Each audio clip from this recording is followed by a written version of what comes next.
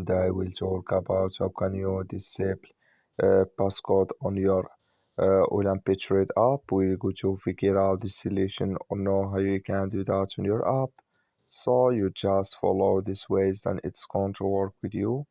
All you have to do inverse, you just so go above this sign, click on it here.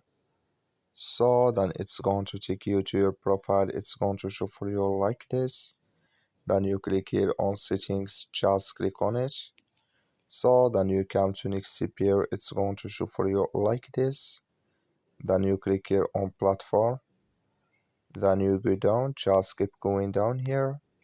You come here to safety here, click in this sign or this color. And here set your passcode. So then automatically it's going to disable with you like you see here. So that's all. Thank you for watching. Don't forget to support us by liking and subscribe.